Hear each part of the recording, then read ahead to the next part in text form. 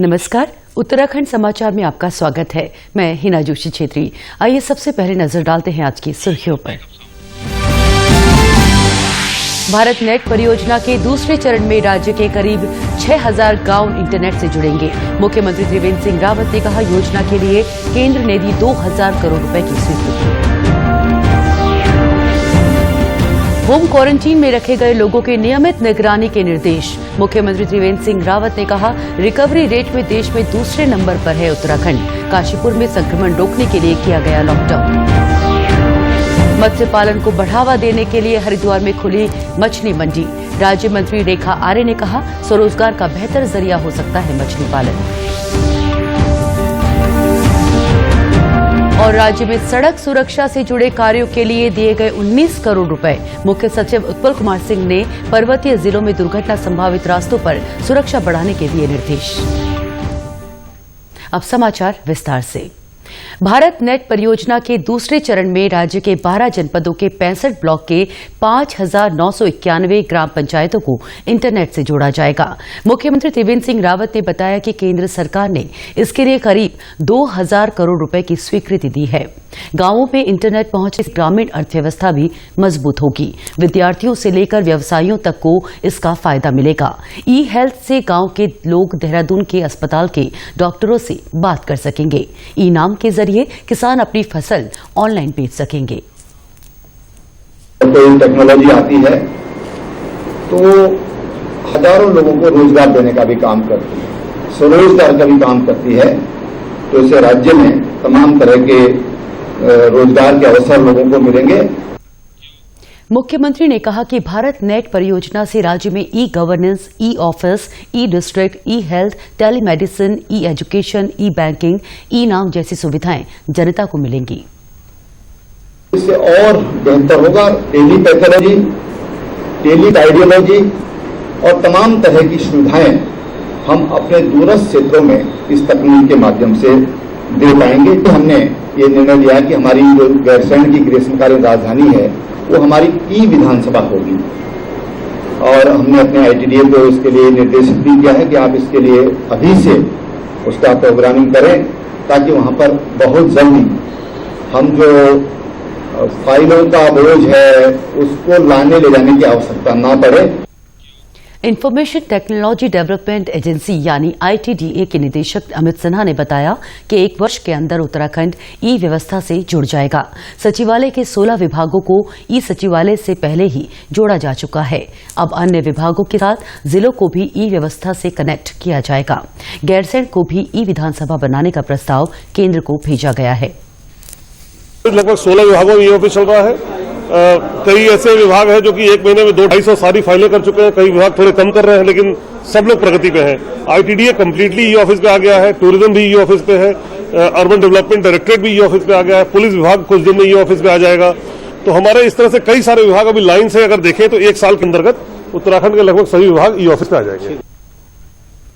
राज्य में अनलॉक के बीच उधम सिंह नगर जिले के काशीपुर को आज से 3 दिन के लिए लॉकडाउन किया गया है।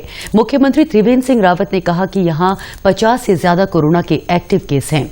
इससे पहले देहरादून सब्जी मंडी को भी पूरी तरह बंद किया गया था, जिससे संक्रमण की चेन तोड़ी जा सकी। काशीपुर में भी इसलिए लॉकडाउन किया गया है। उन्होंने कहा कि जरूरत पड़ने पर राज्य के अन्य इलाकों में लॉकडाउन लगाया जा सकता है।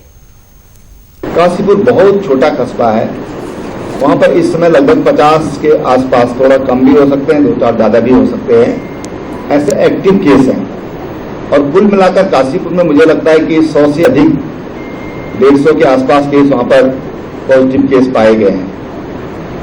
ऐसे में ये निर्णय लेना पड़ा कि हमको उसको लॉकडाउन करना चाहिए। मुख्यमंत्री त्रिवेंद्र सिंह रावत ने आज कोविड-19 संक्रमण की रोकथाम और बचाव के लिए किए जा रहे कार्यों की समीक्षा की। उन्होंने सभी जिलाधिकारियों को निर्देश दिए कि होम क्वारंटीन पर रखे गए लोगों की नियमित मॉनिटरिंग की जाए। इसके लिए मुख्य विकास अधिकारियों को नोडल ऑफिसर बनाया जाए। होम क्वारंटीन और पर्यटन स्थलों पर निगरानी के लिए पीआरडी, होमगार्ड और अन्य लोगों की ड्यूटी लगाने को कहा गया है। मुख्यमंत्री ने हाई रिस्क मामलों और आरोग्य सेतु ऐप पर भी नियमित निगरानी रखने के निर्देश दिए। इसके साथ ही 4 मैदानी जिलों देहरादून, हरिद्वार, उधम सिंह नगर और नैनीताल में विशेष सतर्कता बरतने और सैनिटाइजेशन के निर्देश दिए गए। नैनीताल के जिलाधिकारी को निर्देश दिया गया है कि एसडीआरएफ के सहयोग से 500 बेड का कोविड केयर सेंटर बनाया जाए। बैठक में बताया गया कि अभी उत्तराखंड का रिकवरी रेट देश में लद्दाख के बाद दूसरे नंबर पर है। अभी प्रदेश में 558 कोविड के सक्रिय मामलों में से 473 इन 4 जनपदों में है। अन्य 9 जनपदों में 85 एक्टिव केस हैं। मुख्यमंत्री ने कहा कि राज्य में कोविड सैंपल टेस्टिंग की संख्या बढ़ाई गई है। जल्द ही कुछ और नई मशीनें राज्य को मिलने वाली हैं, जिससे सैंपलिंग में और ज्यादा तेजी आएगी। उन्होंने कहा कि कोविड पर काबू पाने के लिए जिन जिलों की सीमाएं दूसरे राज्यों से लगी है, वहां सतर्कता बढ़ाई जाए। मत्स्य पालन स्वरोजगार का एक अहम जरिया हो सकता है। मत्स्य पालकों को किसानों की श्रेणी में रखा गया है और किसान क्रेडिट कार्ड जैसी सुविधाएं दी गई हैं।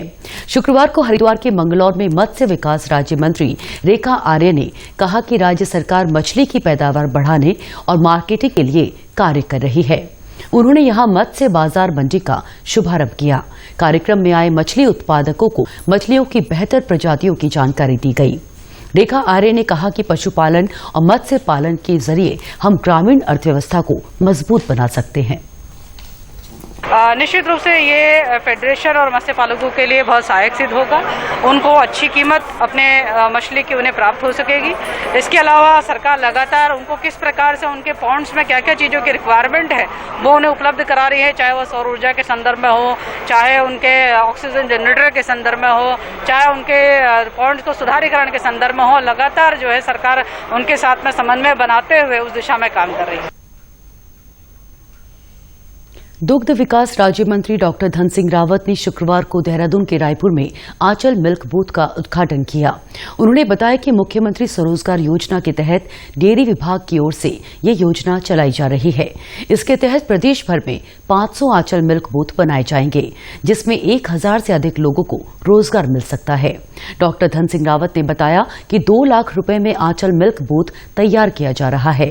इसमें सरकार की ओर से 20% सब्सिडी भी दी जा रही है। 1000 बेरोजगारों को इसमें रोजगार मिल जाएगा। हम जो 1 लीटर आंचल का दूध बेचेगा इसमें उसको 4 रुपये जो है प्रोत्साहन प्रॉफिट दिया जाएगा। जो 1 केजी हमारा घी बेचेगा जो है आंचल का उसको 50 रुपये उसको प्रॉफिट दिया जाएगा।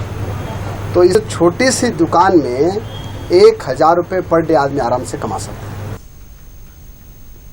प्रदेश में सड़क सुरक्षा से जुड़े कार्यों के लिए 19 करोड़ रुपए की धनराशि स्वीकृत की गई है। इस वर्ष स्वीकृत धनराशि में परिवहन विभाग और पुलिस विभाग को 6-6 करोड़ और लोक निर्माण विभाग को 7 करोड़ रुपए दिए जाएंगे। मुख्य सचिव उत्पल कुमार सिंह ने लोक निर्माण विभाग को पौड़ी, रुद्रप्रयाग, उत्तरकाशी, चमोली, देहरादून, नैनीताल, अल्मोड़ा और बागेश्वर के दुर्घटना संभावित अति संवेदनशील मोटर मार्गों पर क्रॉस बैरियर, रोड मार्किंग जैसे सड़क सुरक्षा से जुड़े कार्य करने के निर्देश दिए हैं। इसके लिए विभाग को 2 करोड़ की अतिरिक्त धनराशि भी दी जाएगी। ये धनराशि परिवहन विभाग को दी गई रकम से दी जाएगी। परिवहन विभाग को दी गई रकम से 4 इंटरसेप्टर वाहन, 6 स्पीड रडार गन खरीदे जाएंगे। इसके साथ ही सड़क सुरक्षा अभियान, असंगठित क्षेत्र के वाहन चालकों को प्रशिक्षण, ट्रैफिक अवेयरनेस सेंटरों की स्थापना और सड़क सुरक्षा जागरूकता जैसे कार्य किए जाएंगे। जबकि पुलिस विभाग को दी गई रकम से 8 इंटरसेप्टर वाहन, 34 highway patrolling car, 50 city patrolling bikes खरीदी जाएंगी। साथ ही जन जागरूकता से जुड़े कार्यक्रम चलाए जाएंगे। पुलिस टीम पर हमले की वारदातों को लेकर उत्तराखंड पुलिस भी सतर्क हो गई है। पुलिस की कस्टडी से अगर कोई अपराधी भागता है तो अपराधी के साथ पुलिस पर भी कार्रवाई की जाएगी। राज्य के महानिदेशक कानून व्यवस्था अशोक कुमार ने आज उधम सिंह नगर में पुलिस के कार्यों की समीक्षा की। उन्होंने बताया कि बैठक में लॉकडाउन से जुड़े कार्य, महिलाओं के खिलाफ अपराध के मामले और कंट्रोल रूम में आने वाली फोन कॉल्स पर रिस्पांस टाइम की समीक्षा की गई। DG law and order Ashok Kumar ने कहा कि पुलिस पर भी हमले की घटनाएं हो रही हैं। पुलिस टीम पर हमला करने वालों को किसी भी सूरत में बख्शा नहीं जाएगा।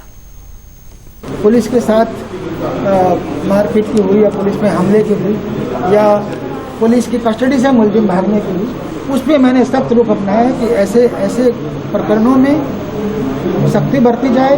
किसी भी हालत में मुलजिम पुलिस की कस्टडी से भागने नहीं पाए। ऐसा भागता तो पुलिस वाले पे भी कार्रवाई होगी और मुलजिम पे भी डबल कार्रवाई होगी। और जो भी अपराधी पुलिस पर हमला करने की हिम्मत करता है उसको किसी भी हालत में बख्शा नहीं जाएगा।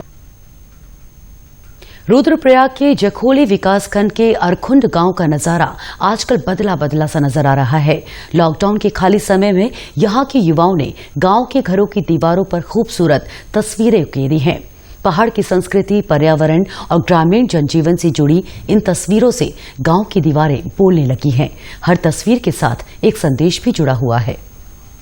सबसे कॉन्ट्रीब्यूशन जिन व्यक्तियों ने पूरा पैसा जमा किया अपने पॉकेट मनी से, तो इसी के चलते सभी ने पैसे जमा करके काम थोड़ा पहले में शुरू हुआ, तो धीरे धीरे ये काम आज इतना बढ़ गया है कि लोग खुद इसमें फंडिंग कर रहे हैं। तो धीरे धीरे अगर ऐसे ही सहयोग मिलता रहा सबका, तो हम पूरे गाँवों को कवर करने की कोशिश करेंगे। युवाओं ने कुछ प्रोडक्टिव करने के लिए, कुछ क्रिएटिव करने के लिए आपस में पहल की कि क्यों ना गांव की दीवारों को जो जर्जर हो रही दीवारें हैं या फिर कुछ विषयों के साथ रंगा जाए।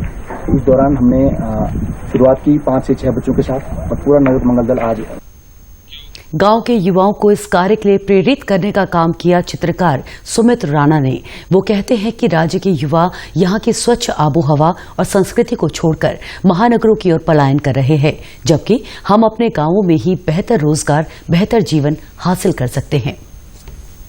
बाहर के लोग इधर आ रहे हैं, लेकिन हम लोग जो है इस अपनी थाती माटी को छोड़ के जो है कि बाहर जा रहे हैं। यहाँ की सौंदर्यता को छोड़ के बाहर जा रहे हैं और बाहर की जो है कि जो बोतलों में पानी मिल रहा है उस पानी को पी रहे हैं। यहाँ तो जो है कि सब चीजें जो है नेचुरल प्रकृति से मिल रही है और हम चाहते हैं कि जैसे हम कर रहे हैं, मेरे जितने भी कलाकार भाई हैं, जितने भी नए कलाकार हैं, वो भी जो है कि अपने गाँव में इस तरह से काम करें। ये तस्वीरें पहाड़ की लोक संस्कृति और जनजीवन से जुड़ी हुई हैं। गांव के लोग भी युवाओं की इस पहल से खुश हैं। उत्तरकाशी में मखमली घास का मैदान अवाना बुग्याल प्रकृति की खूबसूरत छटाओं से भरपूर है। इस बुग्याल में ट्रैकिंग की भरपूर संभावनाएं हैं। घाटी से लेकर चोटी तक का सफर बेहद रोमांचकारी है, लेकिन प्रचार प्रसार की कमी के चलते ये बुग्याल अभी तक पर्यटकों की नजर से ओझल है। ग्रामीणों ने अवाना बुग्याल के प्रचार का बीड़ा खुद उठाया है। हर्षिल घाटी के 18 ग्रामीणों का एक दल अवाना में 3 दिन की ट्रैकिंग के बाद लौटा। हमें पहली बार पता चला है कि हमारे पास ऐसी खूबसूरत जगह भी है। यहाँ से हमने लमखगा, बंदरपूछ, ब्लैक जो नाग नाम से ये जो पीक है, ये पहली बार हमने देखे हैं। माउंट विल्सन के पीछे बैक साइड में हम आए और ये जो ट्रेडिशनल एक रूट था हमारा, जो बीर सिंह के बारे में बताया जाता है कि वो खलियानी तक जाते थे जब वो धाड़ा के लिए जाते थे, हम कल उस जगह पर गए और ये इतना बड़ा ह्यूज बुग्याल है। यहाँ पर बहुत सारा एक्टिविटी हो सकती है। आपको बता दें कि जिला मुख्यालय उत्तरकाशी से करीब 70 किलोमीटर दूर गंगोत्री राष्ट्रीय राजमार्ग पर झाला कस्बा पड़ता है। भागीरथी नदी को पार करने के बाद यहीं से अवाना ट्रैक शुरू होता है, जो 9 किलोमीटर लंबा है। बुग्याल झाला मार्केट से लगभग 10-12 किलोमीटर की दूरी पर है और यह बुग्याल बहुत ही सुंदर है। आने वाले समय में हम चाहते हैं कि यहाँ पर्यटक आए और हमारे यहाँ युवाओं को रोजगार मिले। समुद्र तल से 3233 मीटर की ऊंचाई पर स्थित अवाना बुग्याल में अभी पर्यटन नहीं होता। ग्रामीणों को लगता है कि इस ट्रैक का प्रचार प्रसार किया जाए तो आने वाले समय में ये एक टूरिस्ट डेस्टिनेशन बन सकता है, जिससे यहाँ के लोगों को रोजगार भी मिलेगा।